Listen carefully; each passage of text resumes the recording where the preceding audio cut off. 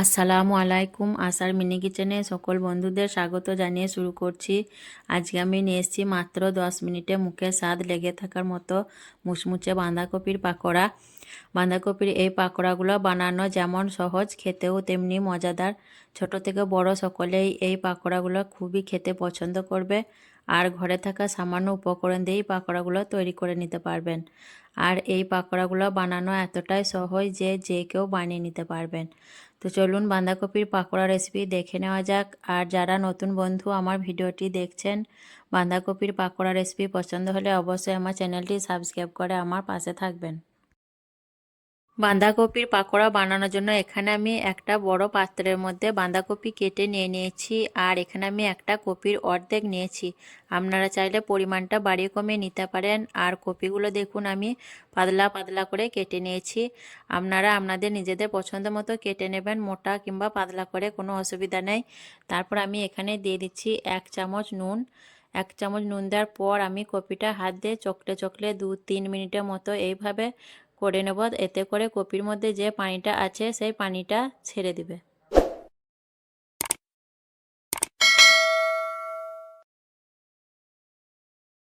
কপিটা দেখুন 2-3 মিনিট এইভাবে হাত দিয়ে চকুলে নেওয়ার পর কপি থেকে অনেকটা পানি ছেড়ে দিয়েছে।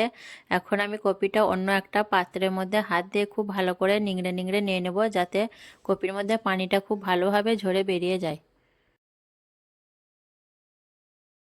কপিগুলো আমি খুব ভালো করে হাত দিয়ে নিংড়িয়ে পানিটা ঝরিয়ে বের করে নিয়েছি। আর কপি থেকে দেখুন কতটা পানি বের হয়েছে, অনেকটাই পানি বের হয়েছে। এখন আমি এই পানিটা ফেলে দেব। কপিগুলো দেখুন নুন দিয়ে নিংড়ে নেওয়ার ফলে অনেকটাই পানি কপি থেকে বেরিয়ে গেছে আর কপিটা খুব ভালোভাবে নরম হয়ে গেছে। এখন আমি এর মধ্যে কিছু উপকরণ দিয়ে দেব। দিয়ে দিচ্ছি 1 বাটি পেঁয়াজ কুচি, হাফ বাটি পেঁয়াজ পাতা কুচি, 1 বাটি ধনে পাতা কুচি, 2টো কাঁচা লঙ্কা কুচি, চা চামচে 1 চামচ আদা রসুন বাটা, হাফ চামচ নুন। নুনটা অল্প করে দিচ্ছি কারণ কপির মধ্যে আগে নুন দেওয়া ছিল। হাফ চামচ হলুদের গুঁড়ো, আর হাফ চামচের থেকে একটু বেশি লঙ্কার গুঁড়ো, ঝালটা যে যেমন খাবেন সেরকম দিবেন। হাফ চামচ জিরে গুঁড়ো, হাফ চামচ ধনে গুঁড়ো, আর দিচ্ছি চা চামচে 3 চামচ বেসন, আর দিয়ে দেবো চা চামচে 3 চামচ চালের আটা। চালের আটার বদলে এখানে কর্নফ্লাওয়ার দিতে পারেন। চালের আটা কিংবা কর্নফ্লাওয়ার দিলে পকোড়াটা খুব সুন্দরভাবে মুচমুচে হবে।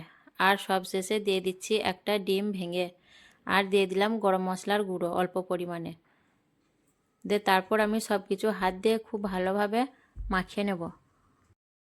তারপর দেখুন আমি হাত দিয়ে সব কিছু খুব ভালোভাবে মাখিয়ে নিচ্ছি। এখানে কিন্তু আমি আর বেসন বা চালের আটা দেব না, এর থেকে বেশি দিলে পাকোড়াটা ভালো হবে না।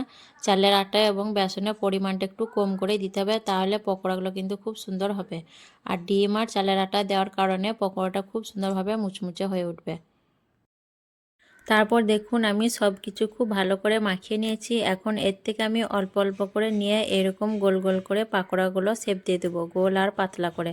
আপনারা আপনাদের পছন্দ অনুযায়ী শেপ দিয়ে দিতে পারেন। এইভাবে আমি পাকোড়াগুলো শেপ দিয়ে ভেজে নেব। তেলটা ভালো করে গরম করার পর আমি গ্যাসের ফ্লেমটা লোতে দিয়ে একটা একটা করে পাকোড়াগুলো গরম তেলের মধ্যে ছেড়ে দিচ্ছি। এক ব্যাচে যতগুলো পাকোড়া ধরবে আমি দিয়ে দেব। আর পাকোড়াগুলো সব দেওয়া হয়ে গেলে আমি একদিক হওয়ার অপেক্ষা করব, তারপর উল্টে পাল্টে ভাজতে থাকবো।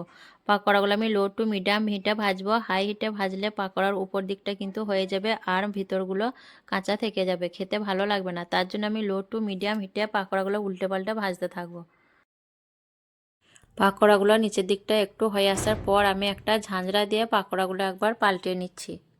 পাকোড়ার নিচের পিঠটা একটু হয়ে গেলে তারপর আমি পাকোড়াগুলো উল্টে পাল্টে ভাজতে থাকবো।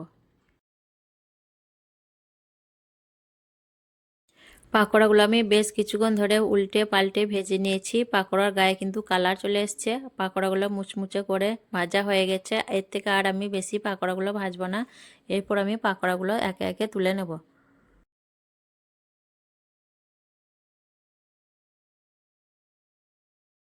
বাকি পকোড়াগুলো আমি একইভাবে একটা একটা করে গরম তেলের মধ্যে ছেড়ে দিচ্ছি।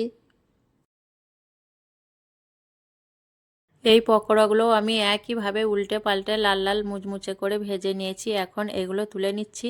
আর পাকোড়াগুলো দেখেই বুঝতে পারছেন কতটা মুচমুচে হয়েছে।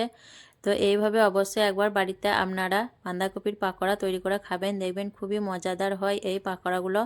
আর শীতের দিনে এরকম পাকোড়া খেতে খুবই ভালো লাগে। আজকের বাঁধাকপির পাকোড়া রেসিপি কেমন লেগেছে অবশ্যই কমেন্টে জানাবেন। ভালো লাগলে লাইক করবেন, শেয়ার করবেন আর আমার চ্যানেলটি সাবস্ক্রাইব করে আমার পাশে থাকবেন। আসবো আবারও অন্য কোনো রেসিপি নিয়ে। সকলে ভালো থাকবেন, সুস্থ থাকবেন। আল্লাহ হাফেজ।